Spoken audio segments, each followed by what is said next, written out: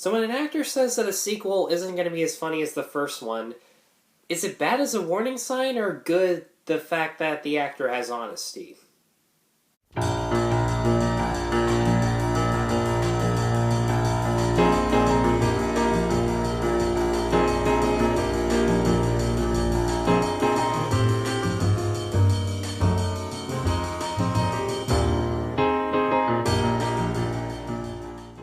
Hi, I'm Tyler, and I'm here to let you know that Bad Santa and Bad Santa 2 are no perfect movies. So the Bad Santa films revolve around a depressed, alcoholic ex-convict named Willie T. Soak, played by Billy Bob Thornton, and his partner in crime Marcus, played by Tony Cox, who every Christmas disguise themselves as Santa and an elf in order to rob shopping malls. In the first film, Marcus's wife Lois, played by Lauren Tom, is their accomplice, and in the second one, their accomplice is Willie's mother, played by Kathy Bates. And in each film, Willie forms an unlikely friendship with an incredibly naive boy, whose name, I'm not even kidding, is named Furman Merman, played by Brett Kelly, whose kindness opens up a much softer side to Willie. In my opinion, there is no one else out there who is simultaneously repulsive, yet sympathetic as Billy Bob Thornton. Willie's behavior isn't even remotely appropriate to work around children, and rather than confront his problems by asking other people for help, he drowns his sorrows in alcohol and really creepy anal sex. But at the same time, when he drops little hints about his past and his childhood, and we see these shots of him in bars or in public staring at large groups of people who are smiling and having a good time together, you can at least understand why he wants to have a group of friends and family who love him, but he thinks that asking for help will let him down eventually. Kids beat me up one time and I went crying home to my daddy. You know what he did? He made it all better? No, he kicked my ass. You know why? 'Cause you went to the bathroom on Mommy's dishes? What the fuck? And when he meets Furman, even though he's obviously annoyed by the fact that Furman is incredibly gullible and for some reason genuinely believes that he's Santa, Furman has a lot of similarities with Willie. He's been picked on by other people, he has no one to look after him, which is why it makes sense that Willie would beat up Furman's bullies in support of him, and be touched by the fact that Furman wants to give him presents and wants to be his friend despite his most obvious flaws, which really brings out a soft spot in Willie. But of course, the soft spot doesn't really last that long. Move the ball. There you go. Motherfucker!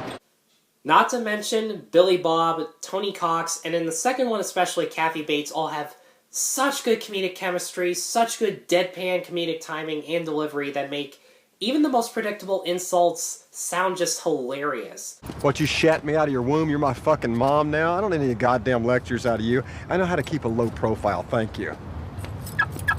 What the fuck is this, Mr. Low Profile? Mind your own goddamn business.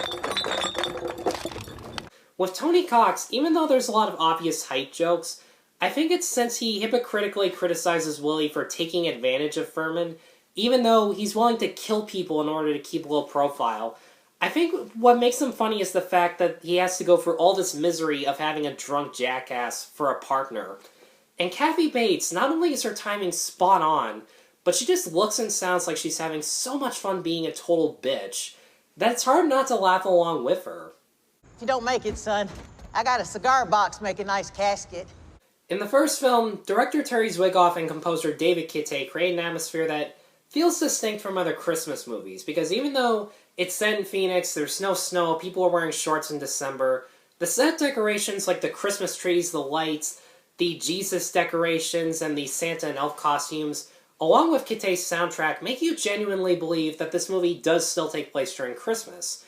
And weird enough, in a movie with so much swearing and sex, songs from artists like, say, Burl Ives' Holly Jolly Christmas, Dean Martin's Let It Snow, even the Sleeping Beauty ballet playing in the background really adds to how bizarre the movie is. And in the second film, there is still the traditional Christmas soundtrack, and the physical and verbal comedy is still well shot and performed, but there really isn't much artistic quality to notice or really even admire. Since both films focus on character interactions before the heist, both films' biggest problem is the pacing. The first Bad Santa moves slow, and while this allows for Willie to develop relationships with Furman and with this bartender played by Lauren Graham, who has the hots for guys in Santa suits, there's a lot of awkward pauses that try to build up jokes, especially scenes between John Ritter and Bernie Mac. And because they wait so long to speak, some jokes really fall flat. And in the second film, the faster pace does make a lot of jokes more land, and as opposed to just Willie having kids sit on his lap all the time, he does go around on the streets asking for money, and he does his act there, and it feels a little more fresh. But at the same time, when characters are trying to discuss their lives to each other, the writing feels like exposition rather than characters expressing their emotions, and the actors sometimes feel like they're rushing out their dialogue as opposed to the first film where it actually flowed a little more naturally. I think the first Bad Santa is a better film due to the fact that Billy Bob Thornton is a sympathetic yet darkly funny lead. The character development makes up for the pacing, and the direction makes it stand out amongst other Christmas movies. But I still like Bad Santa 2 because it has just the right amount of crude one-liners performed by hilariously talented actors that make up for its lack of development in comparison to its predecessor. And for that reason, I'm going to give Bad Santa and Bad Santa 2 the exact same grading of 3.5 out of 5.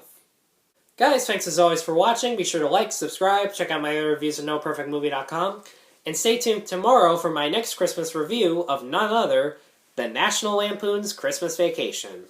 Once again, thank you all very much for watching. Take care.